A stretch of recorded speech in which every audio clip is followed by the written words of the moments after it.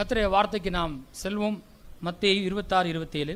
பின்பு பாத்திரத்தையும் எடுத்து ஸ்தோத்திரம் பண்ணி அவர்களுக்கு கொடுத்து, நீங்கள் எல்லாரும் இதிலே பானம் பண்ணுங்கள், இது பாவ மன்னிப்பு உண்டாகும்படி அநேகருக்காக சிந்தப்படுகிற புது உடன்படிக்கைக்குரிய என்னுடைய இரத்தமாயிருக்கிறது. பாவ மன்னிப்பு விலை செலுத்த முடியாத தேவனுடைய ஈவாக இருக்கிறது.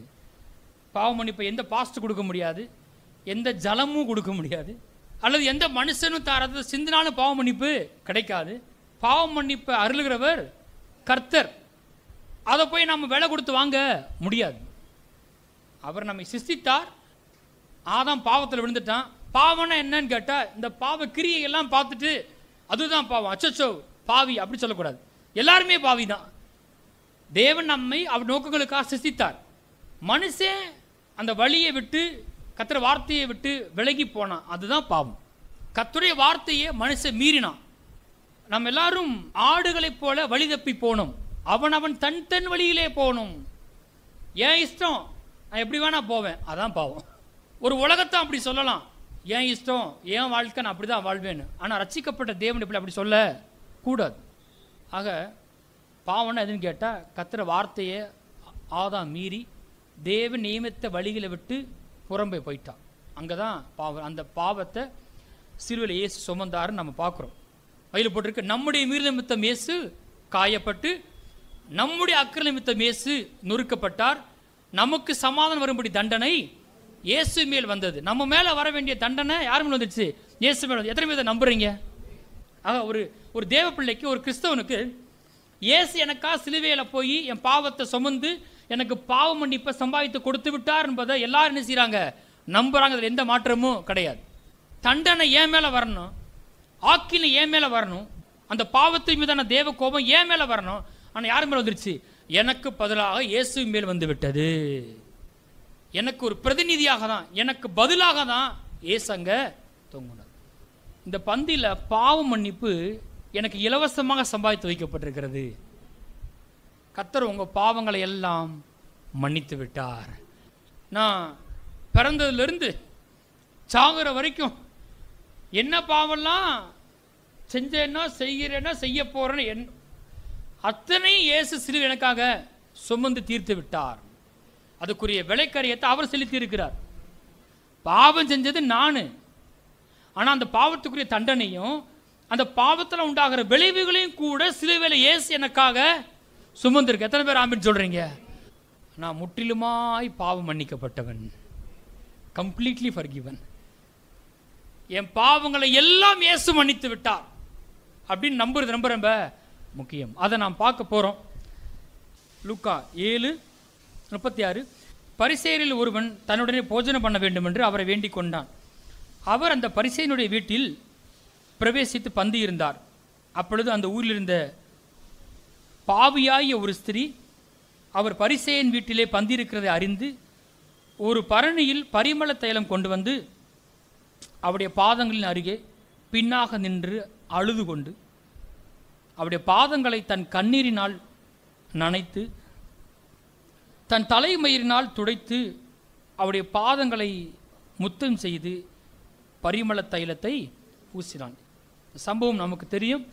ஒரு பரிசேயன் இயேசுவை வீட்டுக்கு போஜனம் பண்ணும்படி அழைச்சிருக்கிறான். பரிசேயன்னா ரொம்ப லாவுக்கு முக்கியத்துவம் கொடுக்குறவங்க, நியாயப்பிரமாணங்களுக்கு கட்டளைகளுக்கு முக்கியத்துவம் கொடுக்குற ஆட்கள். அப்படிப்பட்ட ஒரு ஆள் அழைச்சிருக்கான். இயேசு என்ன செஞ்சிருக்காரு? போயிருக்கிறாரு. அங்கே போனால் அங்கே இயேசு வந்திருக்கார் என்பதை ஒருத்தி கேள்விப்படுறா. அவளை பற்றி வயலில் போட்டிருக்கு, பாவியாகிய ஒரு ஸ்திரீ. இந்த ஸ்திரியும் மரியாளும் வேற. ஏன்னா பைபிளில் 2 பேர் தைலத்தை பூசியிருக்காங்க. மரியாளும் என்ன பண்ணா? தன்னுடைய 300 பணமா 1 வருஷ சம்பளத்துக்கு நடந்து மண்ணு தைலத்தை வாங்கிட்டு அதை உடைச்சி இயேசுவின் தலையில் ஊட்டான்னு பார்க்கணும். அது இயேசுனுடைய அந்த சிலுவை மரணத்துக்கு எத்தனமாக இருந்துச்சு, கல்லறையில் அடக்கம் பண்ண விடுறதுக்கு எத்தனமாக அதை செய்யாள்னு சொல்லி இயேசு சொல்கிறார். அந்த மரியாள் வேற, லாசருடைய சகோதரி. இங்கே சொல்லப்பட்டிருக்க பாவிய ஸ்திரீ இவ வேற. இவ என்ன பண்ணுறா? இவளும் பரிமள தைலத்தை வாங்கிட்டு இயேசு நிமிர்ந்து கூட பார்க்கல, பின்னாக அழுது கொண்டு இயேசுவின் பாத்திரையை படுத்து கிடந்துக்கா, அழுகிறா. பாதமெல்லாம் நனைஞ்சு போச்சு. தலைமையினால பாதத்தை தொடச்சி பரிமள தைலத்தை அவர் பாதத்தில் ஊற்றுகிறாள். அங்கே இருக்க ஆள்லாம் பேச ஆரம்பிச்சிட்டானுங்க. அந்த பரிசேயனே சொல்கிறான், அந்த பரிசேயன் அதை கண்டபோது, இவர் மட்டும் உண்மையான தீர்க்கதரிசியாக இருந்தா தொட்டது யாருன்னு கண்டுபிடிச்சிருப்பாரு அப்படின்னு சொல்கிறான். அவள் இன்னாள் என்றும் எப்படிப்பட்டவள் என்றும் அறிந்திருப்பார், இவள் பாவியாக இருக்கிறாள் என்று தனக்குள்ளே சொல்லி கொண்ட ஆளை பார்த்தீங்களா? பேர் தான் பரிசேயன், பிரமாணங்கள்லாம் தெரிஞ்ச ஒரு ஆள். உள்ள என்ன ஓடுதுன்னு கேட்டால், இவர் மட்டும் தீர்க்கதரிசியாக இருந்தாருன்னா இவ யாரு, எப்படிப்பட்டவ, இவ பாவியா இருக்கிறாளே என்று இவர் அறிந்திருப்பார். நம்ம ஆண்டவருக்கு தெரிஞ்சு போச்சு. மனுஷன் கர்த்தரோ இருதயத்தை பார்க்கிறார். இவன் சாப்பாடு போட கூப்பிட்ட உடனே அப்பா அப்படின்னு மெச்சிக்கல. இருதயத்துக்குள்ள என்ன இருக்குன்னு ரொம்ப ரொம்ப முக்கியம். அப்ப இயேசு ஒரு கேள்வி கேட்கிறார். அங்க வாசிப்போம், 40 வசனத்தை வாசிங்க. இயேசு அவனை நோக்கி, சீமோனே, உனக்கு நான் ஒரு காரியம் சொல்ல வேண்டும் என்றார். அதற்கு அவன், போதகரே சொல்லும் என்றான். அப்பொழுது அவர், ஒருவனிடத்தில் 2 பேர் கடன் பட்டிருந்தார்கள். ஒருவன் 500 வெள்ளிக்காசு, மற்றவன் 50 வெள்ளிக்காசும் கொடுக்க வேண்டியதாக இருந்தது. கொடுக்க அவர்களுக்கு நிர்வாகம் இல்லாத போது இருவருக்கும் கடனை மன்னித்து விட்டான். இப்படி இருக்க அவர்கள் எவன் அவனத்தில் அதிக அன்பாயிருப்பான் அதை சொல் என்றார். நம்ம ஆண்டவருக்கு ஒரு விஷயத்தை எப்படி புரிவிக்கிறார் பாருங்க. 2 பேர் கடன் பட்டிருந்தாங்களாம். ஒருத்தன் 50 வெள்ளிக்காசு, இன்னொன்று 500 வெள்ளிக்காசு. 2 பேரும் கொடுக்க முடியல. அந்த எஜமான் என்ன பண்ணிட்டாராம், அவங்க 2 பேர் கடனையும் மன்னிச்சிட்டார். ஏசு கேட்கிறார், இப்போ 2 பேர்ல எவன் அவன் எஜமான மேல ரொம்ப அன்பா இருப்பான்னு கேட்க சொல்றார். இப்போ இயேசு நீ என்ன நினைக்கிற அதை சொல்லு அப்படின்னு கேட்கிறார். வாசிப்போம். அதற்கு 43 வசனம். சீமோன் பிரதித்திரமாக, எவனுக்கு அதிகமாய் மன்னித்து விட்டானோ அவனே அதிக அன்பாய் இருப்பான் என்று நினைக்கிறேன் என்றான். அதற்கு அவர், சரியாய் நிதானித்தாய் என்று சொல்லி. கரெக்டா ஜட்ஜ் பண்ணிட்ட, ரைட்டா ஜட்ஜ் பண்ணிட்ட. யாருக்கு அதிக கடன் இருந்து யாரோட அதிக கடனை யாருக்கு அதிகமா மன்னிச்சானோ அவனே எப்படி அன்பு கூறுவான், அதிகமா அன்பு கூறுவான். 50 வெள்ளிக்காசை மன்னிச்ச உடனே ஆமா, ஆனா 500 வெள்ளிக்காசை மன்னிச்சவன், ஆஹா 500 வெள்ளிக்காசை மன்னிச்சுட்டாருன்னு அந்த எஜமான் மீது அன்பாயிருப்பான். அதிகமாய் மன்னிக்கப்பட்ட எவனோ அவனே அதிகமாய் அன்பாயிருப்பான். தப்பே செய்யாதவன் ரொம்ப அதிகமாக அன்பா இருப்பான். இல்லை இல்லை இல்லை இல்லை இல்லை, எவன் அதிகமாக மன்னிக்கப்பட்டிருக்கிறானோ அவன் தான் எஜமான் அதிகமாக அன்பாயிருப்பான். தப்பு செஞ்சவதான் இயேசு இவளுக்கு அதிகம் மன்னித்திருக்கிறார். நான் யாருன்னு இயேசுக்கு நல்லா தெரியும். இவளுக்கு தெரிஞ்சு போச்சு, நான் யாருன்னு இயேசுக்கு நல்லா தெரியும். போ, இப்போ நான் யாருன்னு உலகத்துக்கே நான் சொல்லுவேன், போப்பா. முதல்ல அந்தரங்கமாக இருந்த விஷயம், இப்போ இயேசு என்னை பார்த்து நான் இருக்கிற வண்ணமாவே என்னை அறிந்து என்னை மன்னிச்சதுனால இயேசுவே என்னை மன்னிச்சுட்டாரு. நீ வேற. இப்போ நான் தைரியமாக நின்று சாட்சி சொல்கிறேன், வெளியே வர்றேன். வெளியே வந்து எல்லாருக்கும் முன்பாக நான் இயேசுவின் பார்த்து என்ன செய்கிறேன், முத்தம் செய்கிறேன். நான் யாருன்னு இயேசுக்கே தெரியும். இனி நான் வெக்கப்பட வேண்டிய அவசியம் இல்லை. அந்த பாவத்தையும் இயேசு எனக்கு மன்னித்து விட்டார். எவனுக்கு அதிகம் மன்னித்தானோ அவனே அதிகமாய் அன்பு கூறுவான். தொடர்ந்து வாசிப்போம். அங்க சரியாய் நிதானித்தாய் என்று சொல்லி 44 வசனத்தை வாசிங்க. ஸ்திரீனிடமாய் திரும்பி சீமோனை நோக்கி, ஸ்திரீ பக்கம் திரும்பி சீமோனை நோக்கி, சரியா பாருன்றார். நீ முதல்ல அவளை பாரு. இந்த ஸ்திரீயை பார்க்கிறாயா கேட்கிறார். இந்த ஸ்திரீயை நீ பார்க்கிறாயா? என்ன பார்க்க, எப்படி பார்க்குற நீ? வாசிப்போம். நான் உன் வீட்டில் பிரவேசித்தேன், நீ என் கால்களுக்கு தண்ணீர் தரவில்லை. இவளோ கண்ணீரினால் என் கால்களை நனைத்து தன் தலைமயிரினால் அவைகளை துடைத்தாள். நீ என்னை முத்தம் செய்யவில்லை. இவளோ நான் உட்பிரவேசித்தது முதல் என் பாதங்களை ஓயாமல் முத்தம் செய்கிறாள். என்னைக்கு இயேசு இவளை மன்னிச்சாரோ, இந்த அவளை மாதிரி இன்னொருத்தி இருக்கா, நீ போ, இனி பாவம் செய்யாதே. ஃபர்கீவ் பண்ண உடனே கர்த்தரே மன்னிச்சு. அதான் பெரிய பவர் இருக்கு அதுக்குள்ள. நான் இயேசுவால் மன்னிக்கப்பட்டவன் என்பதற்கு பின்பாக பெரிய வல்லமை இருக்கிறது, ஒரு உந்துதல் இருக்கிறது. அவன் இயேசுக்கா என்ன வேணா செய்வான். அவன் இயேசு பின்னாடி இயேசு விட்டு போகவே மாட்டான். நீங்கள் பிடிச்சிருத்தாலும் அவன் திரும்ப வரமாட்டான். அவனை நீங்கள் போய் கட்டாயப்படுத்த வேண்டியதில்லை. அப்புறம் நல்ல கவனிங்க, கிறிஸ்தவம் கட்டாயப்படுத்தி வாழ வைக்கிற ஜீவியம் கிடையாது. பிள்ளைகளாம் இருக்கிறாங்கன்னா நீங்கள் சிறு வயதில் இருக்கும்போது ஒரு ஒழுங்குக்காக நீங்கள் கொண்டு வரலாம். அப்படி கொண்டு வந்தீங்கன்னா சந்தோஷம். பைபிள் படி, சண்டே கிளாஸ்க்கு போ, சர்ச்சுக்கு வரணும், சண்டே ஆனால் வரணும், இதெல்லாம் நீங்கள் கொண்டு வரலாம், நல்லது. ஒரு சில சமயங்களில் நீங்கள் வந்து எல்லாவற்றையுமே என்ன செய்ய முடியாது, ஃபோர்ஸ் பண்ண முடியாது. தேவனும் யாரையும் ஃபோர்ஸ் பண்ணுறதும் கிடையாது. ஆனால் தேவனோடு கூட அவங்களுக்கு ஒரு என்கவுண்டர் உண்டாகும் போது நீங்கள் தடுக்கவே முடியாது, அவங்க இயேசுக்கா வாழ்வார்கள். ஆமென். கர்த்தர் என்னை மன்னிச்சுட்டாருன்னு ஒருத்தர் மெய்யா அறிஞ்சிட்டான் அப்படின்னா கண்டிப்பாக அங்கேருந்து ஒரு யூட்டர்ன் போடுவான். யூட்டர்ன் போட்டு இயேசுவை நோக்கி வர ஆரம்பிச்சிடும், தொடர்ந்து அவர் அறிய ஆரம்பிச்சிடும். சில நேரம் தவறலாம், திட்டம் போட்டு பாவம் செய்யறான் இருக்க மாட்டான், அப்படி செய்ய அவனால் முடியாது. இப்படிப்பட்ட ஒரு உள்ளான மாற்றத்தை தான் தேவன் விரும்புகிறார். எது மனதை உண்டாக்குதுன்னு கேட்டால், இயேசு என்ன மன்னிச்சுட்டார். எத்தனை பேரை இயேசு மன்னிச்சிருக்கிறார்? ஏதாவது பெண்டிங் இருக்குதா? கண்ணாடி பார்க்காம இருப்பீங்களா நீங்கள்? யாராவது கண்டிப்பாக பார்த்துருவோம் இல்லையா? அப்போ நம்ம பார்க்கும்போதெல்லாம் சொல்லுங்கள், இயேசு உன்னை மன்னிச்சிட்டார், நீ முற்றிலுமாய் பாவம் மன்னிக்கப்பட்டவன், நீ தேவநீதியாக இருக்கிறாய். மனுஷங்கள்லாம் என்னை வந்து நிராகரிக்கும் போது, மனுஷங்கள்லாம் என் குறைகளை பார்க்கும்போது இயேசு என்னை மன்னித்து ஏற்றுக்கொண்டாரே, அந்த ஒன்று அதுக்குள்ளே வல்லம் இருக்குது. அந்த பாத்திரத்தை எடுத்து நல்லா பாரு, ஒரு சொட்டு ரத்தம் இல்லாமல் பிழிஞ்சு செஞ்சிருக்கிறேன், உனக்காக நிர்வாணமாக தொங்கியிருக்கிறேன். உனக்கு ரொம்ப ஈஸி பாவம் மன்னிப்பு, நான் இலவசமாக கொடுக்குறேன். அட்லீஸ்ட் அதை என்ன செய்ய, ரிசீவ் பண்ணு, நம்பு, அதை நம்பு. இவன் நம்புனால்தான் பாவத்திலிருந்து ஒரு கிரிப்பு போயிடுச்சு. வேணுனே விட்டுட்டு வந்துட்டா. முதல்ல முடியவே முடியாத இந்த பாவத்தை விடலே ஆக முடியாது நினச்சிக்கிட்டு இருந்தவ அந்த கிரிப்பே போயிடுச்சு, அந்த அன்பு அதை உடைச்சிருச்சு. அங்கே வாசிப்போம் 46. நீ என் தலையில் எண்ணெய் பூசவில்லை, இவளோ என் பாதங்களில் பரிமள தைலம் பூசினாள். ஆதலால் நான் உனக்கு சொல்லுகிறேன், இவள் செய்த அநேக பாவங்கள் மன்னிக்கப்பட்டது, இவள் மிகவும் அன்பு கூர்ந்தாலே, எவனுக்கு கொஞ்சம் மன்னிக்கப்படுகிறதோ அவன் கொஞ்சமாய் அன்பு கூர் என்று சொல்லி அவளை நோக்கி உன் பாவங்கள் மன்னிக்கப்பட்டது என்றார். இதெல்லாம் உள்ளான ஒரு காரியம். இயேசு வந்து கண்டுபிடிச்சு சொல்றார், எவளுக்கு கொஞ்சம் மன்னிக்கப்படுகிறதோ அவன் கொஞ்சமாய் அன்பு கூறுவான், எவளுக்கு அதிகமாய் மன்னிக்கப்படுகிறதோ அதிகமாய் அன்பு கூறுவாள். அதிகம் மன்னிக்கப்பட்டவன் என்பதை உணர்ந்தவன் இயேசுவை அதிகமாய் அன்பு கூறுவான். கொலோசியர் 2:13, உங்கள் பாவங்களினாலேயும் உங்கள் மாம்ச விருத்த சேதனம் இல்லாமையினாலேயும் மரித்தவர்களாய் இருந்த உங்களையும் அவரோடே கூட உயிர்ப்பித்து அக்கிரமங்கள் எல்லாவற்றையும் உங்களுக்கு மன்னித்து, சொல்லுங்க, அக்கிரமங்கள் எல்லாவற்றையும் மன்னித்து, சொல்லுங்க, அக்கிரமங்கள் எல்லாவற்றையும் மன்னித்து. அக்கிரமங்கள் எத்தனை? எல்லாவற்றையும். சொல்லுங்க, எல்லாவற்றையும். சொல்லுங்க, எல்லாவற்றையும். இன்னொரு முறை சொல்லுங்க, எல்லாவற்றையும். நம்பவே முடியலங்க. அதாங்க காஸ்பல், அதான் நற்செய்தி. என்னுடைய கடந்த கால பாவம், நிகழ்கால பாவம், எதிர்கால பாவம் எல்லாவற்றையும் பிதாவாகிய தேவன் காலங்களுக்கு அப்பாற்பட்டவர் எடுத்து நான் பிறப்பதற்கு முன்பாகவே அதை அறிந்து அதை இயேசு மீது சுமத்தி விட்டார்.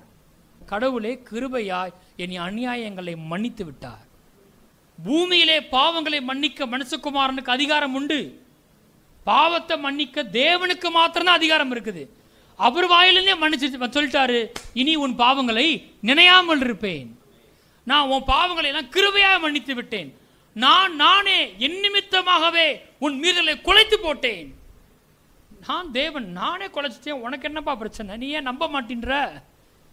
இங்கே போட்டிருக்க அக்கிரமங்கள் எல்லாவற்றையும். அதனால தான் நாம் எல்லாரும் ஆடுகளை போல வழி தப்பி அவனவன் தன் வழியிலே போனோம், கர்த்தரோ நம் எல்லாருடைய அக்கிரமத்தையும் அவர் மேல் விழ பண்ணினார்.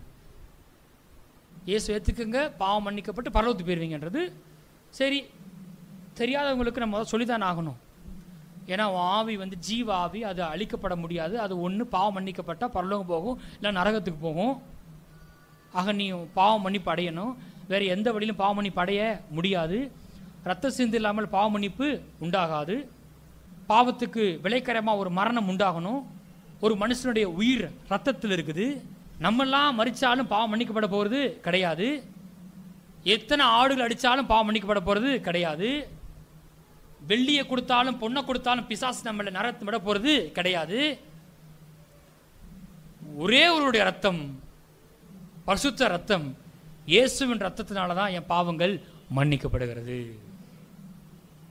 இப்போ இந்த கிறிஸ்தவத்தில் மேன்மை பாட்டுறதுக்கு ஏதாவது இருக்குது?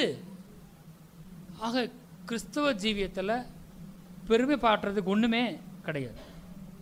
இன்னைக்கு மட்டுமல்ல, நல்லா வந்த பிறகும், மென்மேலும் ஆஸ்வதிக்கப்பட்ட பிறகும் எப்போது வாய் சொல்லணும், இயேசு இயேசு இயேசு. ஆமென். சபைக்கு நல்லா வந்தோம், தசமாக கொடுத்தோம், சில ஊழியெல்லாம் பண்ணோம், எல்லாத்துக்காக தோத்துறோம், அதெல்லாம் தூக்கி ஓரமாக வச்சிடணும். இதெல்லாம் இயேசுனால என்ன செஞ்சு வந்துச்சு. அங்கே போங்க, சங்கீதம் 32ஆம் அதிகாரம். எவனுடைய மீறுதல் மன்னிக்கப்பட்டதோ, எவனுடைய பாவம் மூடப்பட்டதோ அவன் பாக்கியவான். எவனுடைய அக்கிரமத்தை கர்த்தர் எண்ணாது இருக்கிறாரோ, எவனுடைய ஆவியில் கபடம் இல்லாது இருக்கிறதோ அவன் பாக்கியவான். அப்போ பாக்கியவான் என்னது? ஆசீர்வதிக்கப்பட்டவன். இருக்கிற பெரிய பாக்கியம் வந்து என் பாவம் மன்னிக்கப்பட்டுச்சு. இந்த பாக்கியத்தை 100 கோடி கொடுத்தாலும் வாங்க முடியாது. தப்பே செய்யாதவெல்லாம் பாக்கியவான் என்ன செய்யலை, போடலை. தப்பு பண்ணிட்டான், மீறுதல் பண்ணிட்டான். ஆனால் கதை சொல்ல, எவனுடைய மீறுதல் மன்னிக்கப்பட்டதோ அவன் பாக்கியவான், எவனுடைய பாவம் மூடப்பட்டதோ அவன் பாக்கியவான், எவனுடைய அக்கிரமத்தை கர்த்தர் எண்ணாது இருக்கிறாரோ அவன் பாக்கியவான். உங்கள் அக்கிரமத்தை கர்த்தர் எண்ணவில்லை, அதுக்காக நீங்கள் போய் தைரியமாக பாவம் செய்வீங்களான்னு கேட்டால் உண்மையாக செய்ய முடியாது. இதை ஒழுங்காக புரிஞ்சிருந்தா துணிகரமாக அந்த பாவத்தை நம்ம என்ன செய்ய மாட்டோம், செய்ய மாட்டோம். மாமியார் கொடுமைகள் நடக்காது, மருமகள் கொடுமை நடக்காது. இல்லை, குடும்பத்தில் ரொம்ப முக்கியம் இல்லை. சில விஷயம் அநியாயங்கள்லாம் குடும்பத்தில் செய்ய நடக்காது. அது நல்லா நிதானம் வந்துடும். நீதி, நியாயம், இரக்கம், அன்பு, அந்த எண்ணம் வந்துடும். ஏன்னா நான் வந்து தகுதியற்றவன், எனக்கு இயேசு தகுதி கிருபை காண்பிச்சாரே. அப்போ நான் எப்படி அடுத்த மேலே அநியாயமாக நான் நடக்கலாம்? நான் என் மனைவிக்கு நியாயமாக நடக்கணும்ல, என் கணவனுக்கு நியாயமாக நடக்கணும்ல, என் குடும்பத்தாருக்கு நியாயமாக நடக்கணும்ல. இந்த எண்ணம் எங்கேருந்து வருது? இங்கேருந்து ஆரம்பிக்குது. கடவுளுக்கு எனக்குள்ள ஒரு உறவு சரியாகும் போது குடும்பங்கள் இருக்க உறவு என்ன செய்யுது, சரியாக பார்க்க முடியுது. பாவமே செய்யாதவெல்லாம் பாக்கியவான் போல. பாவம் செஞ்சது உண்மைதாங்க, ஆனால் கர்த்தர் நம்ம மன்னிச்சுட்டாருங்க. சில வேளையில் நீங்கள் தவறலாம் இடையில. அப்போ வேதம் சொல்லுது, நம்முடைய பாவங்கள் நாம் அறிக்கையிட்டால் அவைகள் நமக்கு மன்னித்து நம்முடைய அக்கிரமங்களை எல்லாம் சுத்திகரிக்க அவர் உண்மையும் நீதி உள்ளவருமாய் இருக்கிறார். ஒருவேளை புதுசாக நீங்கள் இயேசுவை ஏற்றுக்கொள்ள வந்திருக்கீங்கன்னா நல்லா கவனிங்க, சொல்லிக் கொடுப்பாங்க இந்த மாதிரி, நீ உன் பாவத்தெல்லாம் அறிக்கை செய்யணும்னு. நான் ரப்பர் திருடினேன் ஸ்கூல் படிக்கும்போது, மறந்து போச்சு, இதெல்லாம் எழுதி வச்சுட்டு இருக்க முடியுமா? ரட்சிப்புனா என்னன்னா, வேதம் சொல்லுது, பேதுருவும் சரி பவுலும் சரி அவங்க மனம் திரும்புதலையும் பாவ மன்னிப்பையும் பிரசங்கம் பண்ணாங்களாம். இயேசு மூலமாக உனக்கு ஏற்கனவே பாவ மன்னிப்பு ரெடியாக இருக்குது, அதை என்ன செஞ்சுக்கோ, ஏற்றுக்கோ. நான் நல்லவனாக மாறிட்டு வர்றேன், என் பாவத்தை அறிக்கை பண்ண போகிறேன், அதை என்ன சொல்ல, இயேசு அறிக்கை செய். நீ பாவத்தை அறிக்கை செய்ய, அதை என்ன செய்ய, இயேசு அறிக்கை செய். ரட்சிக்கப்படுறதுக்கு பாவத்தெல்லாம் அறிக்கை பண்ண அவசியம் இல்லை. அப்படி பண்ணால் மிஸ் ஆகிரும் நிறைய பாவங்கள். ரட்சிக்கப்படுறதுக்கு என்ன அறிக்கை, இயேசுவே ஆண்டவன் அறிக்கை பண்ணணும். சொல்லுங்க, இயேசுவே நீரே என் ஆண்டவர், என் ரட்சகர். என்ன நம்ம அறிக்கை செஞ்சோம் ரட்சிக்கப்படும் போது? என்ன சொன்னோம், உங்க ஞாபகம் இருக்குதா? என்னவென்றால், கர்த்தராய் இயேசுவை நீ உன் வாயினால் அறிக்கையிட்டு, என்ன அறிக்கையிட்டு? கர்த்தராய் இயேசுவை உன் வாயினாலே அறிக்கையிட்டு, தேவன் அவரை மரித்தோரிலிருந்து எழுப்பினார் என்று உன் இருதயத்தில் விசுவாசித்தால் ரட்சிக்கப்படுவாய். நீ என்னத்தை விசுவாசிக்கிற? பாவத்தை அறிக்கை பண்ண போற வரிசையா உட்காந்து நீ இயேசு விசுவாசி. என்ன விசுவாசிக்குன்னு கேட்டா, அவர் ஆண்டவர்னு நான் அறிக்கையிட்டு, பிதாவாகிய தேவன் அவரை மரித்தோரிலிருந்து உயிரோடு எழுப்பினார், எனக்காக மரித்து அடக்கம் பண்ணப்பட்ட அந்த இயேசுவை மரித்தோரிலிருந்து எழுப்பார் என்று விசுவாசித்தால் ரட்சிக்கப்படுவாய். நீதி உண்டாக இருதயத்திலே விசுவாசிக்கப்படும், ரட்சிப்பு உண்டாக வாயினாலே அறிக்கை பண்ணப்படும். நீங்க பாவத்தை ஒன்னா அறிக்கை பண்ணல, உங்களுக்காக பாவத்தை சுமந்து மரித்து அடக்கம் பண்ணப்பட்ட இயேசு அந்த செயலை, அந்த தேவ செயலை விசுவாசித்து இயேசுவே ஆண்டவர்னு சொன்ன உடனே, இயேசுவே ஆண்டவர்னு சொன்ன உடனே இயேசுவே உங்க நீதியா மாறிட்டார். என்னைக்கு நான் இயேசு ஆண்டவர்னு சொன்ன உடனே இயேசு தான் என்னுடைய நீதியாக்கப்படுகிறார். முதல்ல அதான் நடக்குது. எத்தனை பேர் நீங்க ரட்சிக்கப்பட்டிருக்கிறீங்க? அப்படின்னா இயேசு உங்க நீதியா இருக்கிறார் அர்த்தம். இப்போ தேவ பிள்ளைகள் பாவம் செய்யும் போது நீ என்ன செய்ய, நாம் பாவம் செய்வோமானால் அதை அறிக்கையிடும்போது, உணர்த்தப்படும் பொழுது, இயேசு கிறிஸ்துவின் ரத்தம் சகல பாவம் நீக்கி நம்மை சுத்திகரிக்கும் போட்டிருக்குது. அதை அறிக்கையிடும்போது அதை நமக்கு மன்னித்து நம்முடைய அக்கிரமங்களை சுத்திகரித்து நம்ம சுத்திகரிக்க அவர் உண்மையும் நீதி உள்ளவருமாய் இருக்கிறார். ஏன்னா திரும்ப நம்மளை பிதாவை தண்டிக்க முடியாது. ஏன் தண்டிக்க முடியாது? ஏற்கனவே இயேசு தண்டித்திருக்கார். ஆக நினைவு கூற வேண்டியது என்னன்னு கேட்டால், இயேசுவே என்னுடைய நீதியாக இருக்கிறாரு. என்னை பார்க்கும்போது தேவன் என் குற்றங்களை பார்க்கறது இல்லை. இது ஆழமாக பதியட்டும். எவ்வளவு டீப்பாக அதை நீங்கள் உள்ள அண்டர்ஸ்டாண்ட் பண்ணுறீங்களோ, அதை உங்கள் ஆவிக்குள் இறங்குதோ, அந்த அளவுக்கு துரிதமாக உங்களுக்கு நன்மைகள் உண்டாகும் இயேசு நாமத்தினால. அதை வாசித்து முடிக்க போகிறோம். அங்கே போங்க, சங்கீதம் 103. என் ஆத்துமாவே கர்த்தரை ஸ்தோத்திரி, என் முழு உள்ளமே அவருடைய பரிசுத்த நாமத்தை ஸ்தோத்திரி. என் ஆத்துமாவே கர்த்தரை ஸ்தோத்திரி, அவர் செய்த சகல உபகாரங்களையும் மறவாதே. எவ்வளவு உண்மையாய் உள்ள சொல்லப்படுகிற ஒரு காரியமா இருக்கு. ஆத்துமாவே கர்த்தரை ஸ்தோத்திரி, என் முழு உள்ளமே அவர் செய்த சகல உபகாரங்களையும் மறவாதே அப்படின்னு சொன்ன உடனே நம்ம சொல்ற முதல் உபகாரம் அங்க போட்டிருக்கு. வாசிங்க, என்ன போட்டிருக்கு? அவர் உன் அக்கிரமங்களை எல்லாம் மன்னித்து. Praise the Lord. முதல் உபகாரம் அக்கிரமங்களை எல்லாம் மன்னித்து. அக்கிரமங்களை எல்லாம் மன்னித்து அங்கதான் முதல் துளி இருக்குது பாருங்க. இன்னைக்கு நம்ம காண்கிற எல்லா தீமைக்கும் ஆணி வேர் ஆதாமுடைய பாவம். அதே போல கிறிஸ்துவ ஜீவியத்தில் தேவன் நமக்கு எல்லா அருளுகிற எல்லா நன்மைகளுக்கும் ஆணிவேர் பாவ மன்னிப்பு. கடவுள் செஞ்ச காரியத்தை ஆழமா நம்புற மனுஷனுக்கு சில காரியங்கள் ஸ்பான்டேன், சில காரியங்கள் இல்லை, எல்லாமே அப்படிதான் நடக்குது. இவன் முற்றிலுமா தன்னையே சார்ந்து இல்லை. ஒரு வேலை செய்கிறாரு, உண்மையாக இருக்காங்க, கத்தருக்கு முன்பாக இருக்கிறாங்க, கத்தரை தேடுறாங்க, எல்லாம் செய்கிறாங்க. நான் சொல்கிறேன், இதெல்லாம் நம்பும்போது நன்மைகள் கூட கொடுக்கப்படுகிறது. முதல்ல செஞ்ச உபகாரம், அவர் உன் அக்கிரமங்களை எல்லாம் மன்னித்து, எல்லாம் மன்னித்து. தொடர்ந்து வாசிப்போம். தொடர்ந்து போட்டிருக்கு, உடனடியாக ஒன்று நடக்குது, உன் நோய்களை எல்லாம் குணமாக்கி. நீங்கள் இந்த ஃபர்ஸ்ட் பாயிண்ட் எடுத்துட்டீங்கன்னா இது எதுவுமே என்ன செய்யாது, நடக்காது. அதான் இயேசு சொன்னார் திமிர்வாதக்காரனை பார்த்து, மகனே உன் பாவங்கள் உனக்கு மன்னிக்கப்பட்டது, உன் படுக்கை எடுத்துக்கொண்டு எழுந்து நடந்து போ. முதல்ல பாவத்தை கேன்சல் பண்ணிட்டாரு. அது என்ன செய்யுது? சுகத்தை உண்டாக்குது. நமக்கு சமாதானம் வரும்படி தண்டனை அவர் மேல் வந்தது, அவருடைய தழும்புகளால் குணமாகிறோம். பாவம் எங்க மன்னிக்கப்படுதோ உடனே என்ன வந்துடுது? சுகம் வந்துடுது. இப்போ ஒரு விசுவாசி எப்போ பார்த்தாலும் குற்ற உணர்வு அடைஞ்சுக்கிட்டே கத்தரை பற்றி அப்பாவோட பிக்சர், கத்தரை குற்றத்தை பார்க்குறாரோ, மன்னிக்கலையோ, இதை மன்னிக்கலையோ, இந்த பாவத்தை பார்க்குறாரோ, இதெல்லாம் தூர எரிஞ்சிடணும். முற்றிலுமா நம்பணும், நான் பாவம் மன்னிக்கப்பட்டவன், கத்தரை குற்றத்தை பார்க்கறது இல்லை, அவர் என் அக்கிரமங்களை எல்லாம் மன்னித்து நோய்களை எல்லாம் குணமாக்கி. வாசிக்க, உன் பிராணனை அழிவுக்கு விலைக்கு மீட்டு, உன்னை கிருபையினாலும் இரக்கங்களாலும் முடிசூட்டி, நன்மையினால் உன் வாயை திருப்தியாக்குகிறார். கடுகுக்கு சமானமாக உன் வயது திரும்ப வாழ வயது போல ஆகிறது. ஒரு மனுஷன் நான் முற்றிலுமா பாவம் மன்னிக்கப்பட்டவன், இலவசமாய் பாவம் மன்னிக்கப்பட்டவன் நம்பும் பொழுது நான் நோயிலிருந்து சுகமடைய முடியும். நன்மையினால் என் வாயை கத்தர் திருப்தி ஆக்குவார், எனக்கு நன்மை பலிதமாகும். பிராணனை அழிவுக்கு விலக்கி மீட்பார், கிருபையினால இறக்கினால முடிசூட்டுவார். இதெல்லாம் நடக்கும் என் வாழ்க்கையில். நான் ரொம்ப ஹார்ட் ஒர்க் பண்ணுறாலும் நடக்கும். இல்லை இல்லை இல்லை, இதை நம்பும்போது இதெல்லாம் அப்படியே படிப்பில், தொழிலில், வேலையில், குடும்பத்தில், திருமண காரியத்தில், ஊழியத்தில் அப்படியே பலிதமாக ஆரம்பிக்கும். நீங்கள் முதல் ரிசீவ் பண்ணணும். எதுன்னு கேட்டால் அவர் கொடுத்த அந்த மன்னிப்பை. எவனுக்கு அதிகமாய் மன்னிக்கப்பட்டதோ அவன் அதிகமாய் அன்பு கூறுவான். இன்றைக்கு மனம் திரும்புங்க.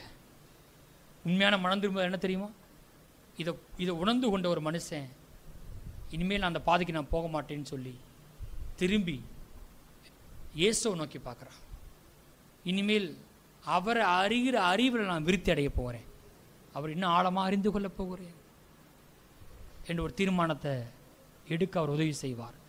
திருவிருந்து ஆராதனையில் பங்கு கொள்வோம். ஆகவே சபைக்கு வர கட்டாயப்படுத்த வேண்டிய அவசியமில்லை. முழு இருதயத்தோடு கர்த்தரை துதிக்க கட்டாயப்படுத்த வேண்டிய அவசியமில்லை. கர்த்தருக்கு காணிக்கை செலுத்த கட்டாயப்படுத்த வேண்டிய அவசியம் இல்லை.